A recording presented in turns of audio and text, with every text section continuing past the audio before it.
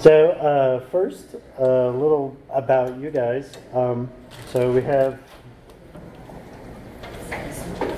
step right in. So, I'm always interested in finding a little bit about audiences and who I'm speaking to. So we know that not a lot of people have been to camps here before, one or two, including Drupal GovCon, one of the best camps in the country. Second only to Baltimore Drupal Camp. And who here manages projects?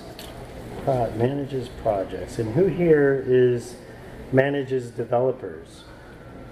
They're kind of two separate things, right? So, and who manages individual tasks? Nobody. That's good. That's good. So, so things sort of fall in those different categories of managing projects, managing developers. Sometimes we wear all those hats. And who keeps track of individual tasks, issue queues and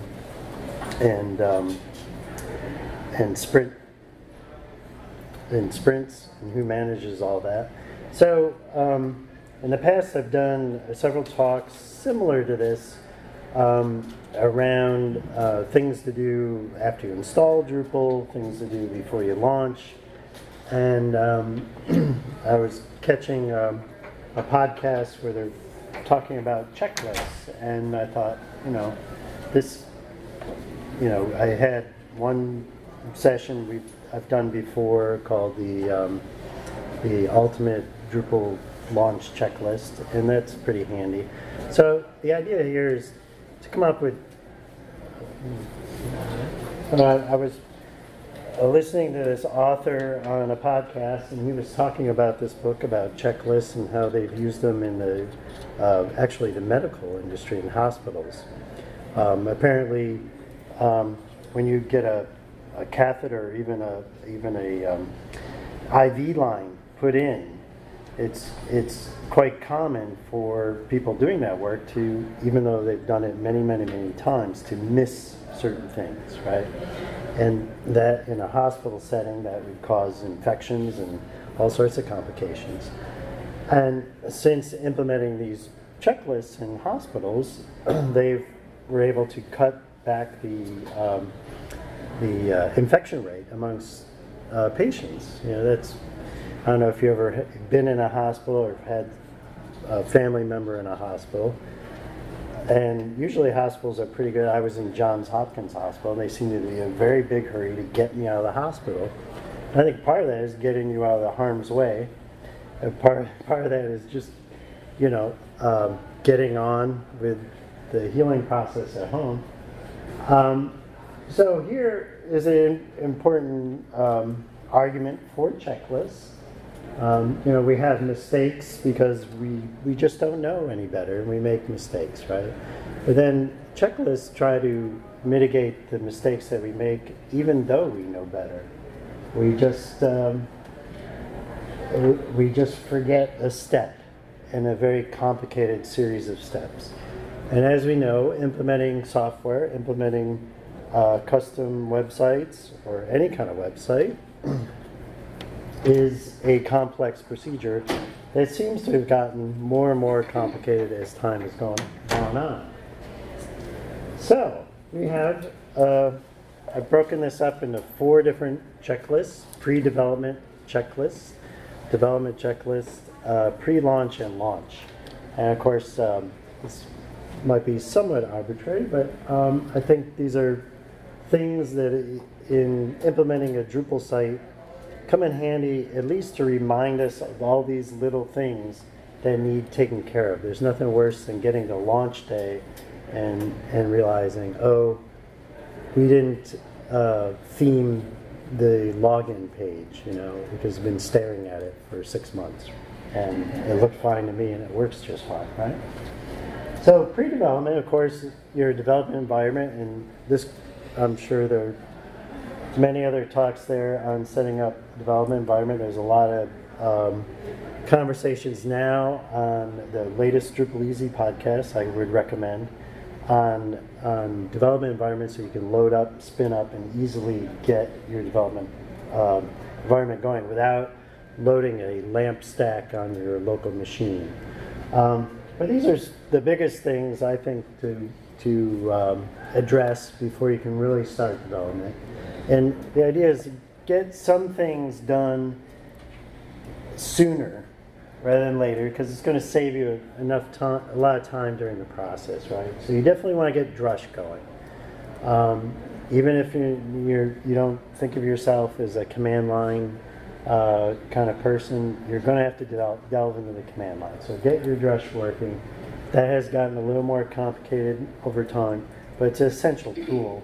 Now we have Composer, so installing Composer is a great idea.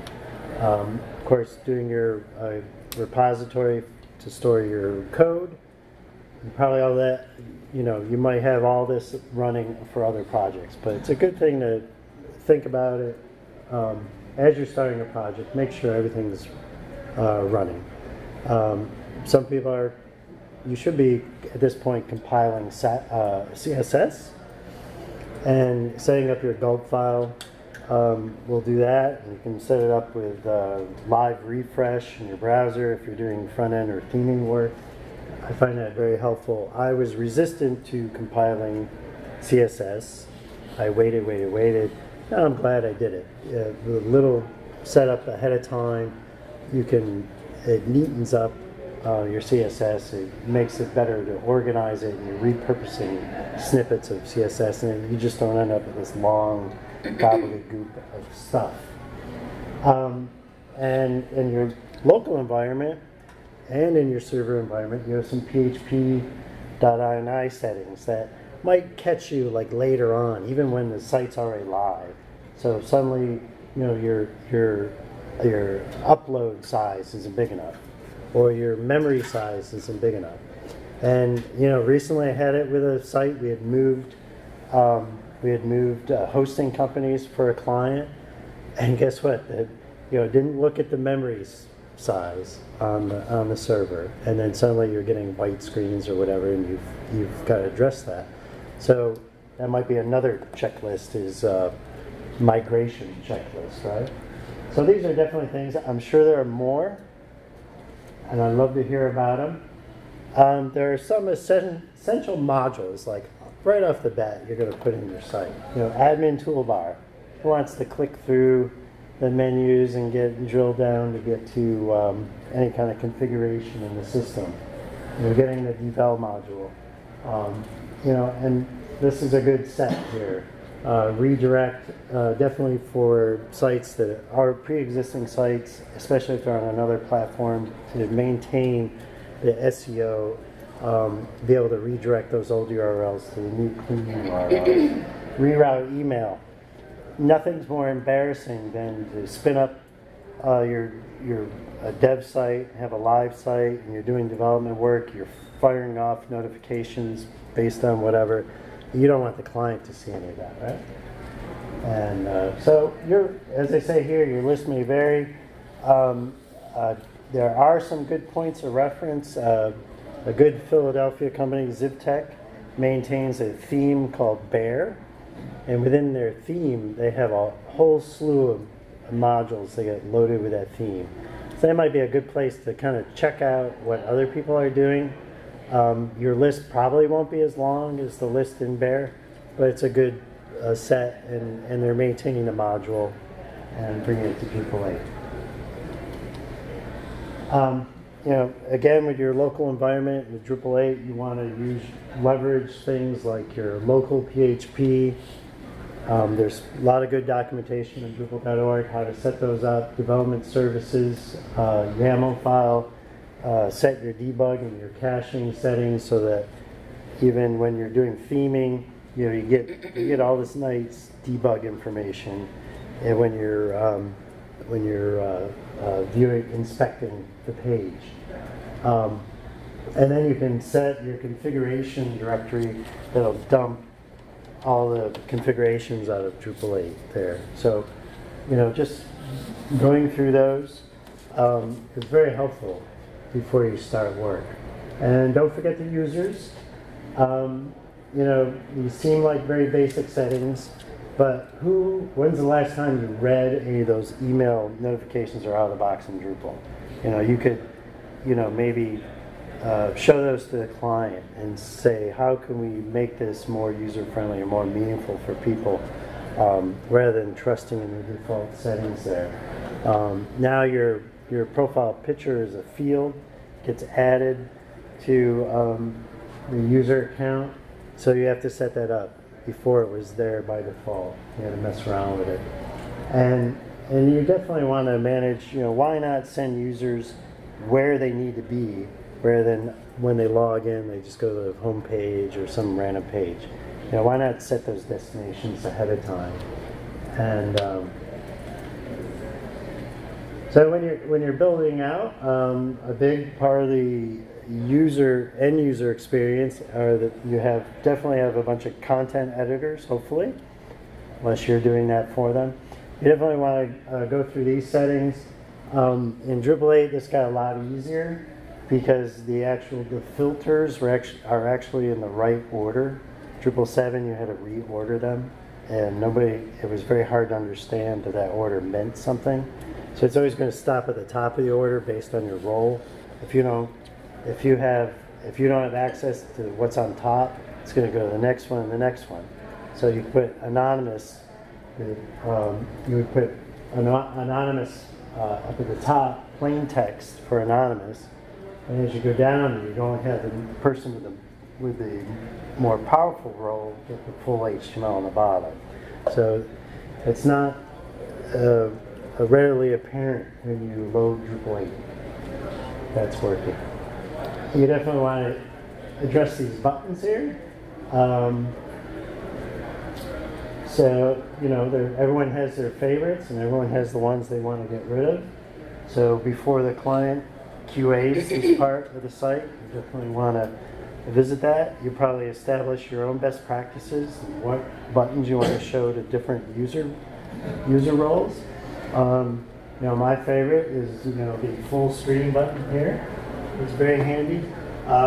Some of the filters for Word and pasting plain text come in handy.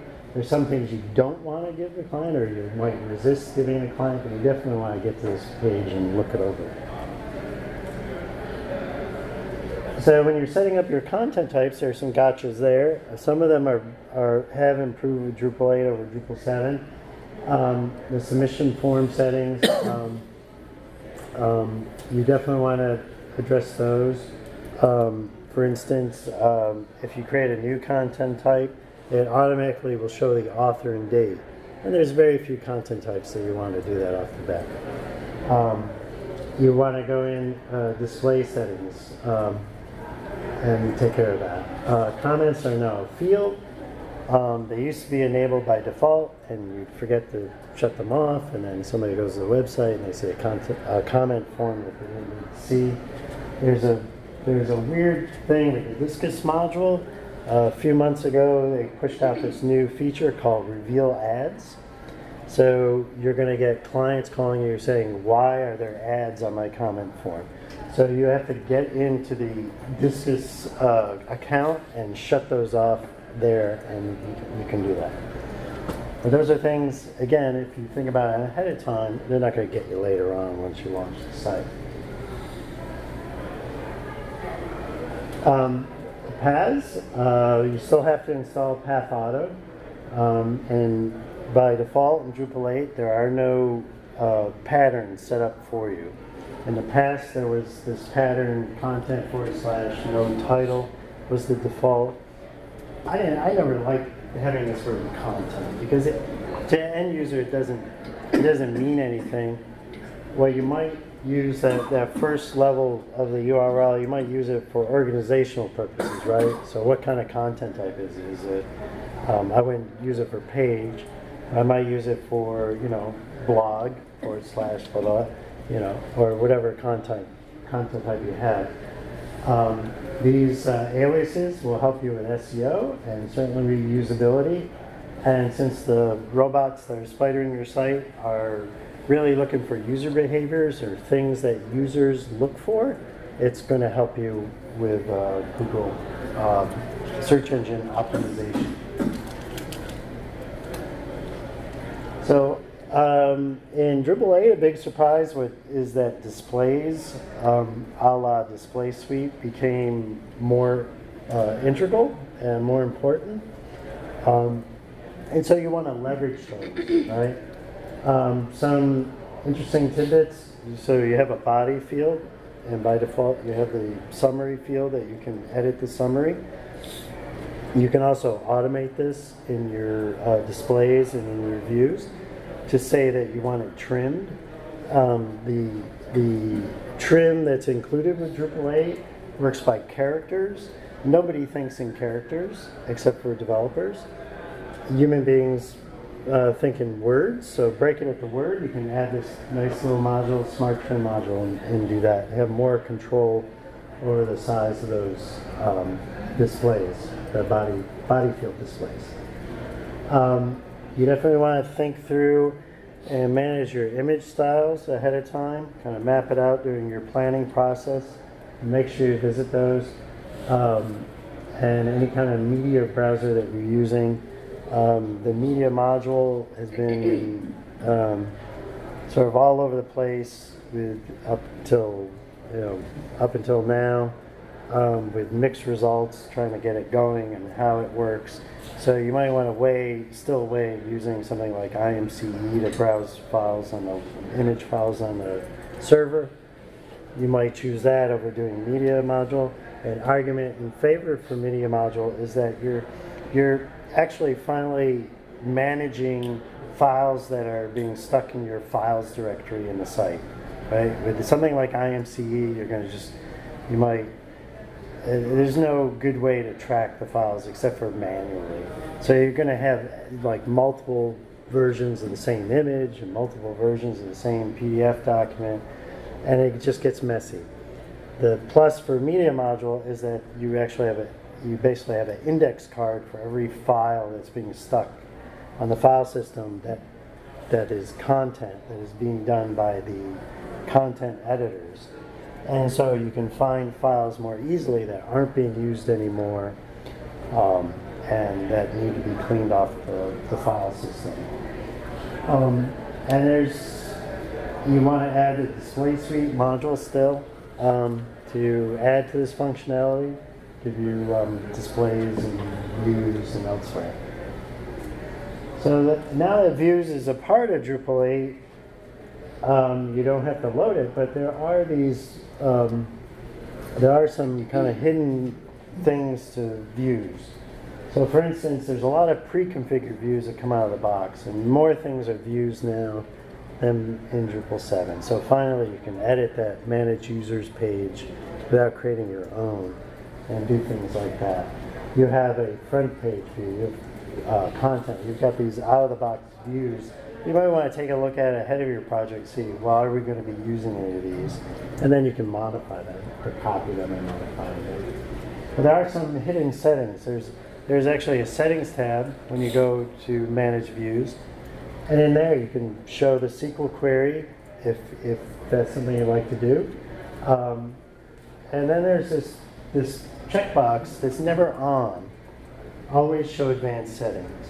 So to me, there's no reason you should check the little drop down to show the advanced settings when you go to edit your views. And this is something you're going to be doing, of course, in the course of development. You're going to be doing this tens, if not 100 times during your work. So get this setting ahead of time, and you never have to click to see the advanced view settings. And so you just see them off the bat, you get to them, and in there, in your advanced view settings are things like empty results settings and things that you're going to be using all the time. So why not just show them all the time? So, managing where in your site private files are going to be stored, and managing those is a good thing to visit. We already mentioned image styles. And right off the bat, configuring date time formats that work for you. A good example of that is like sometimes you just want the date without the time.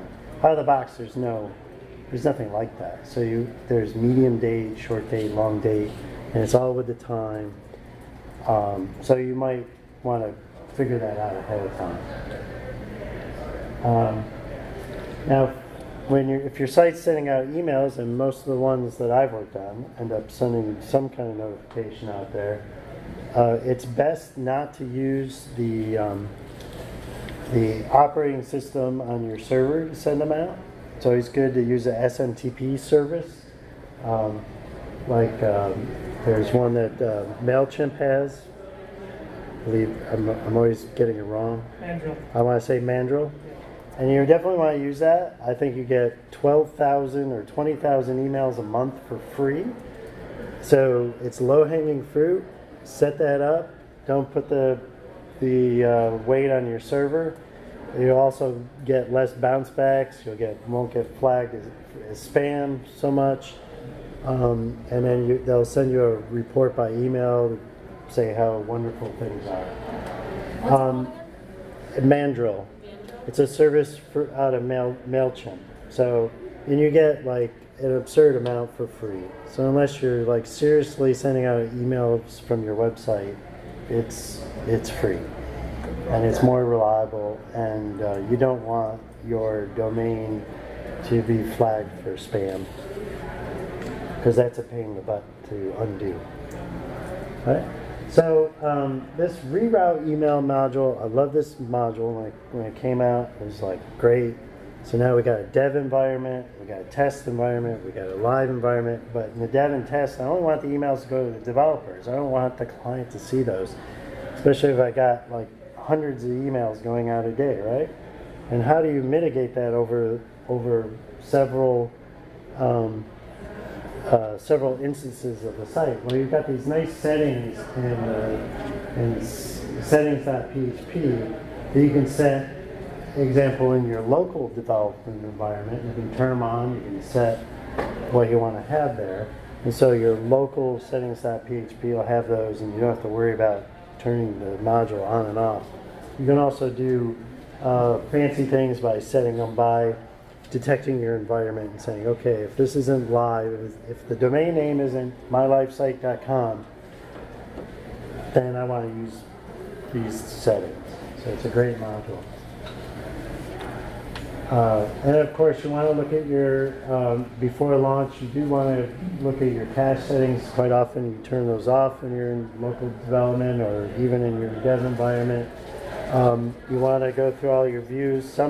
Sometimes it's problematic to have views caching, but you definitely want to think about it. Try turning it on, see if there's any, you get good results, and then if you can, keep it on. So, as I mentioned before, oftentimes we don't think of the login page or the resetting password, or sometimes, create new account. Your users might not like that. Might be join or something like that. If it makes sense with the site. So you might want to, work some Twiggy magic there, Twiggy templating magic, or processing templates to kind of change those buttons. And then you want to make sure you address the theming of that page. And on re-registrations, I mentioned, check those default notifications text. And then these, you should not run across this one, but just in case, it might be nice to take a look at those where it's heading, where you're taking people. For access denied, if it's a site you log in, I think it makes sense to send them to the login page, right? And they don't have to click again to find the login page. But you definitely want to visit those, and whatever makes sense for your particular site, you want to customize it. And then, before launch, there's some cleanup that needs to be done. We've had the site all apart. It's like, pieces everywhere, and then you're putting it together, and You might have a few pieces you don't know where they go anymore. So you definitely want to remove all your test data from the system. It's an opportunity to just kind of clean all that content out that you can. You want to double check that status report page in Drupal that's going to tell you any issues there, like file security. You might want to run a link checker if it's a big site and you've done a big migration, just to make sure links are still working there. There's a link checker module. There's also w3.org. You can do that. You might want to think ahead of time, now that you're going into launch and people are going to start making content, see whether you want certain content types to have revisions by default. That'll be handy. And you definitely want to, make sure you have backups going before you launch. And some of these things you're going to do during development, but it's a good idea to have the checklist to kind of make sure that they were done, right?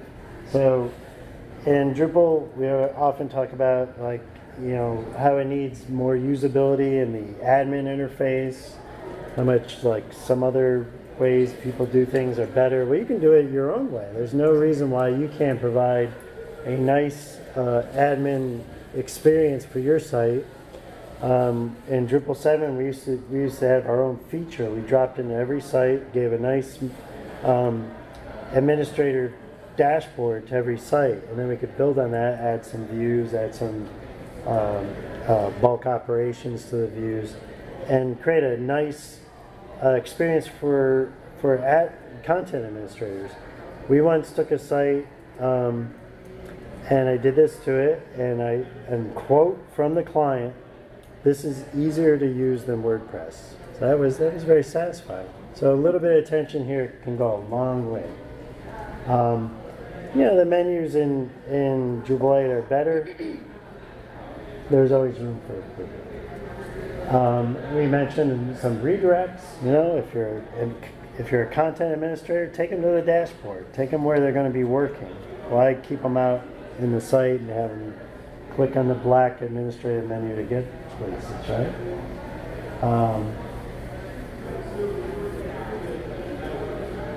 Some of the basic stuff, making sure that you've addressed all the standard markup. The theming. Again, this is probably a part of the development process, but maybe you've made some last-minute changes to your site, so make sure you didn't break any of the responsiveness of the site. Here are some tools. Browser Stack is always great. There's some other tools out there.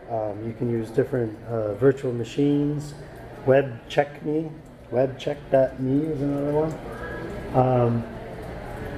You can check your site for accessibility, for color blindness, whether the palette of your site is where you can actually view your site like a colorblind person out there. There's some tools for that. And I'll get some links to cool tools in a bit. You can get all this information. Testing accessibility for people with limited eyesight or blindness can be tricky. Drupal 8 out of the box is pretty good about accessibility. Again, that can get messed up during development time. You want to double check on those. Outside of actually using a screen reader, there are some tools out there for a bigger site, bigger client. You might want to get someone in to take it through a screen reader. Just take a look. And of course, the mobile and tablet testing. All right. So, everyone loves and hates the SEO. So there are certain things. In Drupal 8 world, we've moved from XML sitemap, I think is in alpha right now. There's this simple sitemap that should work for most sites. That's got a production version out there. Might suit your purposes better. We've already talked about automatic path configurations.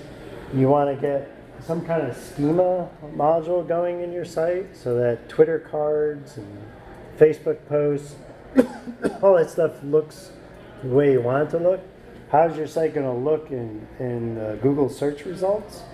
You know, you got to address that now. And this is one of those ways that our jobs are getting more complicated as the external tools grow.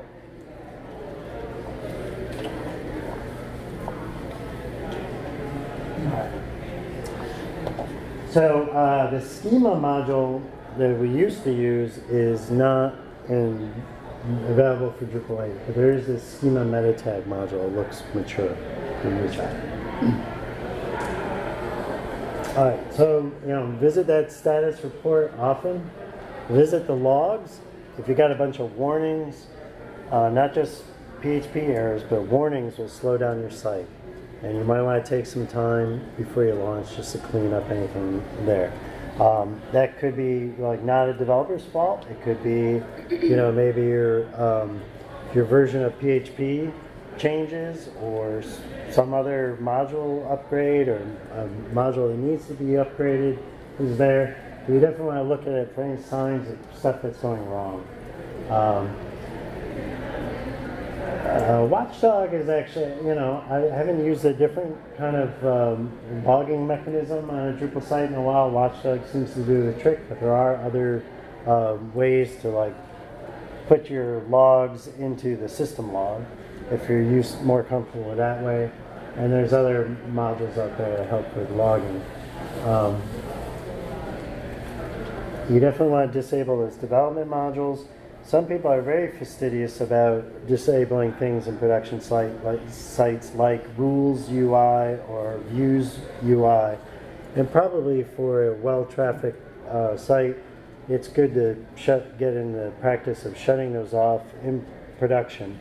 And I haven't checked on it, but now that I think of it, there might be settings.php things that you can do to automatically shut those off in your live environment.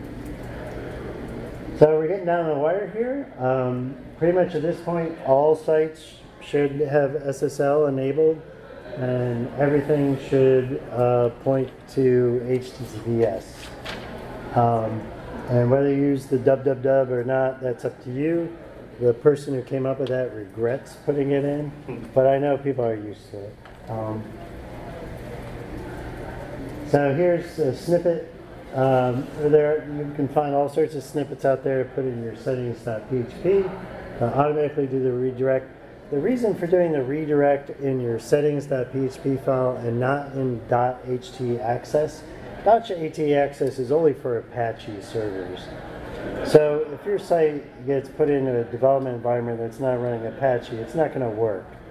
And so this way, as you move it around, you can also be environment specific, right? You can have it so your local machine might not use HTTPS, but your certain servers, when it's on the server, it's going to use HTTPS.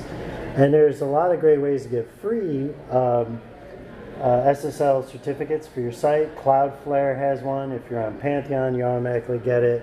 If you're on platform.sh, you're going to get it. So there's, most hosting platforms now are giving you that SSL certificate. So there's no excuse not to have it. And plus, Chrome, the latest, they pushed out an update a few months back. Suddenly you're getting all sorts of errors. Even if you have a URL within your page, like to a file, and it has HTTP, not HTTPS, you're going to come up with errors for Chrome users. So you got to pay attention to that. It's very important. All right, so then we're going to turn all the performance stuff back on. We've got everything logged. And we've got our mail sorted out. We're almost there, and we've launched. So now we want to make sure our backups are working, confirming them, making sure they're actually running. Google Analytics, we want to turn that on if you didn't already have it. If you had an old site, try to keep the old account so you keep consistency across it. Configure your Google Webmaster Tools and your And apparently there's something called Bing out there that you might want to configure.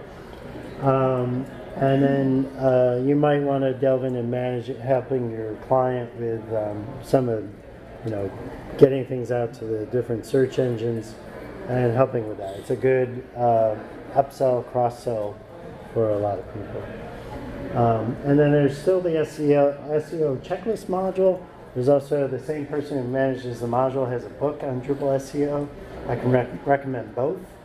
The checklist module is just what it says. It's just a checklist. It's not going to really do anything for you, but it just gives you a list of things to do for SEO.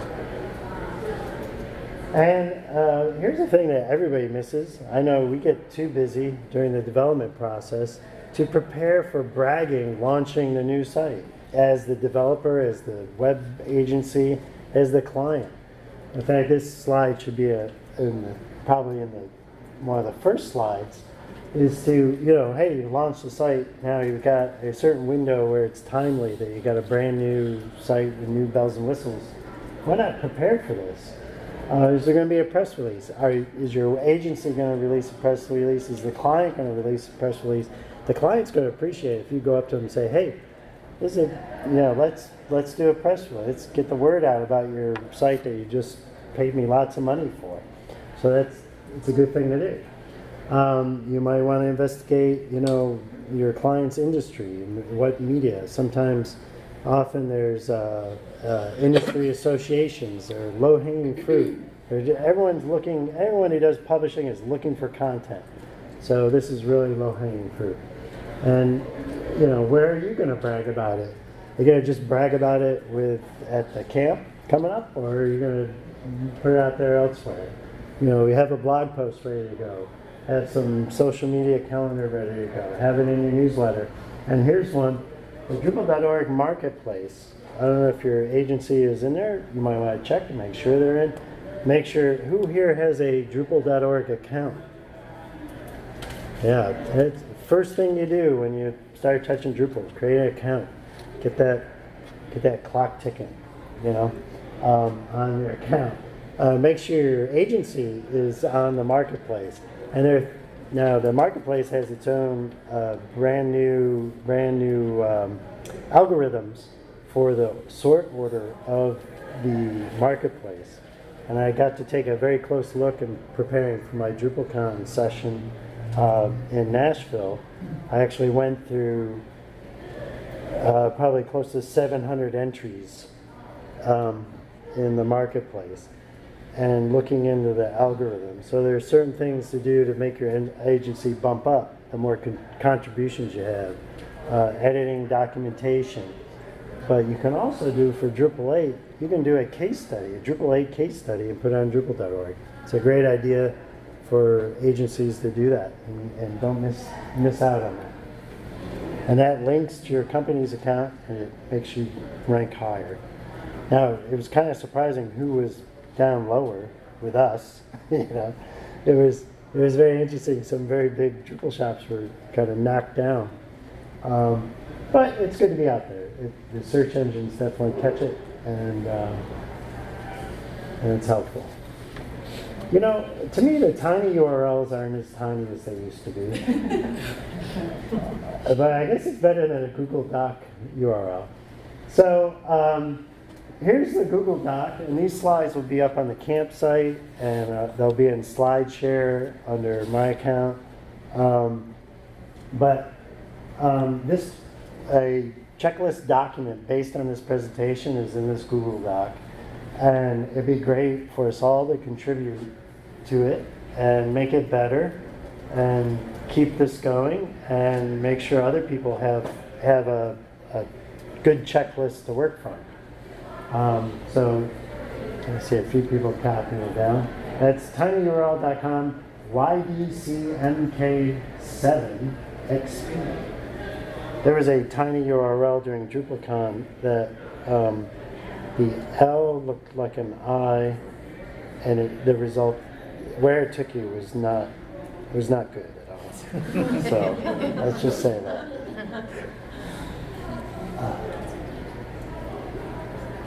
Yeah, nobody knows about that movie anymore, do they? Okay. All right, so questions and just more importantly, discussion. Here's my info. I did not introduce myself at the beginning, but I'm Daniel Schiavone. I'm with Snake Hill Web Agency in Baltimore, Maryland. Here's my DDO account and all sorts of Twitter book stuff. I do want to give a shout out, Drupal for Gov, and Drupal GovCon puts on the second biggest camp in the country called Drupal GovCon. It's July 31st to August 2nd. It's free. Trainings are free, and it's a wonderful camp. Great sessions, a lot of people. It's like 1,200, 1,400 people. So it's pretty big. It's smaller than Bad Camp, but not, you know, it's a decent sized camp. Our Drupal meetup in Baltimore, we'd love to have you if you want to present. Just message us on the meetup. We've got a Baltimore Drupal camp that we're planning probably last week in September. I haven't released the date yet. And at DrupalCon, I did a presentation on big changes for small web agencies. And there's been a lot of activity since then on the Slack channel for small Drupal shops.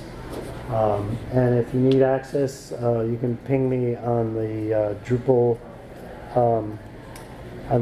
Slack channel. So those are things, if you're doing Drupal, get on the Drupal Slack, drupal.slack.com first. Get on the drupal.org. Get the right spams in your inbox. And if you're a small Drupal shop, and by small, I mean anybody under 50, you know, really under 20, did you know that 74% of the Drupal agencies out there are 20 employees or less?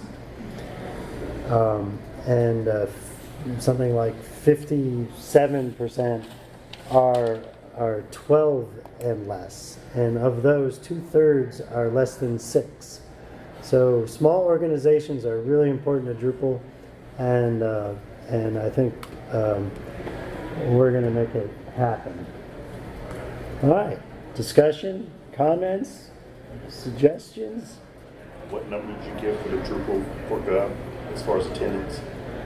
It's like 1,200, 1,500. I mean, it's free, so you get a lot of different people coming different days, but it is full. And they've talked about moving it to a different venue, but they would have to charge. I also think, like, if you're on it and you register, you should go. And the slackers, you know, it's okay. It's okay. It's a very good camp. One of the main organizers, Kirsten, is here, and she's doing a session. I think. I think she already did her session, but so you catch the recordings for that. If you're newish to Drupal and didn't go to the con, or even if you went to the con, they put up the conference sessions like right off the bat there. They were up like same day. And there's a lot of great sessions there at the conference this year. Any more questions, comments? Yes, sir. Yes. First. Where do you actually check off what you do? Where do I check off feed? Well, since we're small, we're the 6 and under, right? And so when you're small, the head of the company cleans the toilets and checks off the list. So, so I'm the checker of the list. And that might be, we use, for project management, we use a hosted Redmine that I like the best. I've tried so many different systems. I have clients that are on different systems that sometimes we have to use. And you have to balance simplicity and ease of use with comprehensiveness and depth. And our Redmine does that for us and kind of slices and dices and things has Gantt charts and has agile Kanban views and things like that. That's not necessarily where the checkboxes are. I would keep them in a separate document and just go through them. Or might even have an issue in the queue for each phase of the project that you can go through and make sure you're done. So, especially now if you have project managers and if you have multiple people in your system, that would probably be the best way to do it. So that way you have accountability. And in our hosted Redmine Plan.io, you can actually have checklists in the issue, which is neat. But I've used Trello.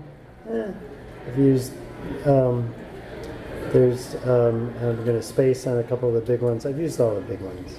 And it's just managing developers, I'm very hands-on with all the tasks, unfortunately. I'm a very, hands in all the tasks. And so, to me, it's the ease of use and making sure everybody's using it to whatever level you need it being used is more important than having a lot of different features. Not that our system doesn't have the features. What? No? It's not a big discussion topic. So who here of our project managers, how do you make sure things have been done? Anybody want to share some experiences with that? Like you have to, sometimes you're talking to the client, you have to report back to the client. Like how do you make sure everybody's done their thing and then you can actually show something to the client? Yes? We use a tool called Target Process to get extremely granular in some cases with everything that needs to be done. But I think that it kind of depends on the project too. You just have to trust your team that when they say they've done something, they have. But having a checklist, it fits my PM brain. I'd love to have that more. But for now, we use Target Process with the user stories and the tasks underneath that. And if it says it's done, you have to trust it. Do you have a QA team? We do, yeah. That's a great luxury. Who here has a QA team? So the QA, not that many. So it's a great luxury. So see, there's this thing, it's called developer done, right? And developer done is not human being done. And so the developers get done and there's no errors and it actually does something akin to what they want it to do. But it's not ready for the client to look at, right? So this is something we struggle every day, So do I have to look at everything, I'm the QA team or my partner's the QA team. So if you have a QA team, that's fantastic. And I guess they mark an issue as tested and passed. Yeah. It's interesting you say that about developers. I had a developer yesterday. I said, how do I test it? He's like, it's my code. It's perfect. Oh my God. No. All right. That's not a good sign. I am invincible. Remember that from the Bond movie? I am invincible. I actually worked with a developer who did that. I was just like, no, can't have that. We do great things with code, but it's not superhero work, right? Who else has a good? We use an app called Teamwork. It's called Teamwork. Yep. And it breaks the deliverables by milestones, and you can add tasks and subtasks within that. And it's pretty easy to use for managing different checklists within different categories. Good. That helps us stay organized to make sure that we get everything within that model. Yeah, there's no shortage of project management software. It's like there's certain things, like developer tools, there's no shortage of developer tools because developers are making them all the time. And developers are creating businesses and creating tools. I've used Pivotal Tracker. That's one that comes to mind. That's more Kanban. But you still gotta use them. You still have to have the human being process, right, to get it. Who else has good ways to check on things? Good ways, how do you make sure something's more than developer done? Yeah. Good. Yes? We do sprint end reviews, so the developer actually has to show and interested parties what was accomplished that last sprint. Nice. Yeah, sprints are great. If you're a real agile person, you cannot have software involved. Having agile software is against the agile credo, right? You've just broken the main credo of agile. But we do hybrid, right? Mix and match. Sprint end reviews are good because then the person's right there, and when you can make them help fix it, right? We all make mistakes. I mean, that's the premise, right? Because we all miss stuff. Yes, sir. I have no experience with any of this. 99% of what you said flew over my head. But something that I've been exposed to that I think could be very valuable is a 360 review feedback loop. There's a product in the market called Develop Me, which is basically just a feedback review app. Nice. And it provides feedback up and down the food chain in real time. That's excellent. No, but you're a hot commodity at this camp then, because if you're, it's you get us out of the echo chamber, right? You don't know about developer done, you just know done.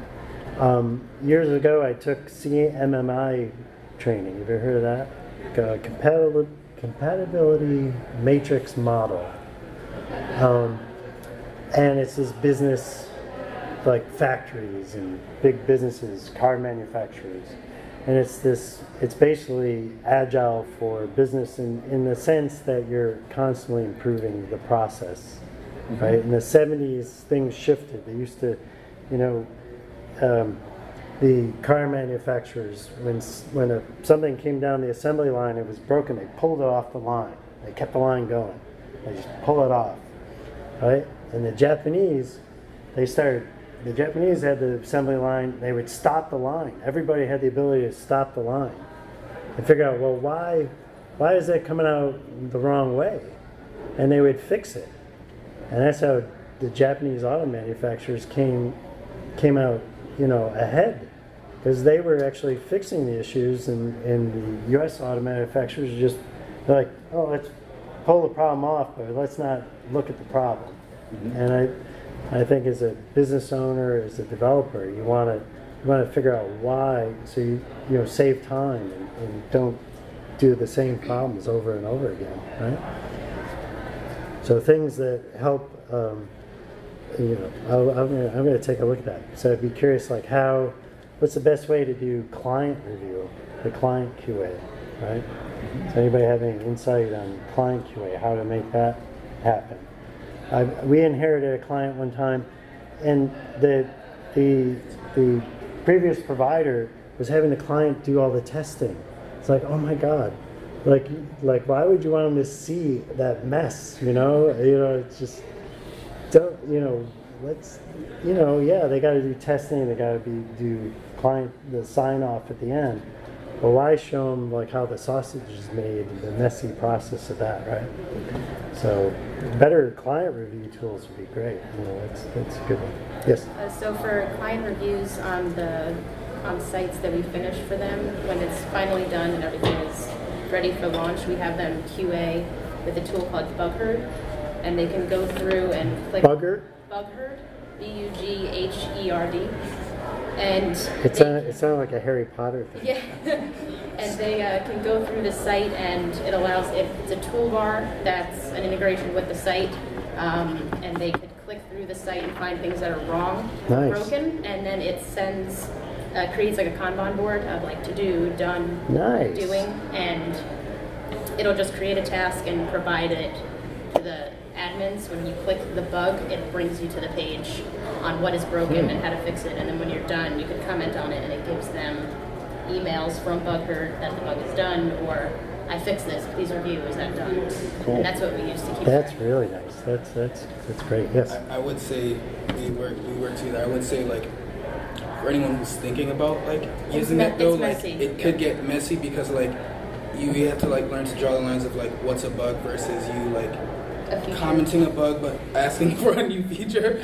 So like it could get kind of like fuzzy right there, but it's still good. It still works. The last project that I was just on, the client is very, very bug herd. He's a huge bug herd fan. Avid user. He put a little too many bugs, and we were like, this is getting, we're at the end of your warranty here, and you're putting in more. And we were like, let's finish up by this date. He was like, oh, I'm having a lot of fun. Why don't we extend it? And I was like, okay. But, that's the gamification of client review. Yeah, you get a good client, or I win. I found 100 bugs. He was finding good stuff, but it was just like, when is enough? Yeah, but you kind of have to. I don't know. My wife says I'm too glass half full, but I think you look at things like that. I'm like, how can I gain from that, right? Mm-hmm. So from that, you've got a whole set of phase 2, 3, 4, possible features, right? 17 right. So that might be like a follow-up, business-wise, that would benefit you. Being the gatekeeper, that's, of the scope gatekeeper, that's always an art, art to that. As is communication, which is probably where everything breaks down, like 80% of the time it's communication. Anybody else? Well, thank you. There was some great ideas there, and please let me go back to that. You didn't get it. Please go there, add your thoughts. Let's crowdsource it and get better at what we do. Right? Thank you. Thank you.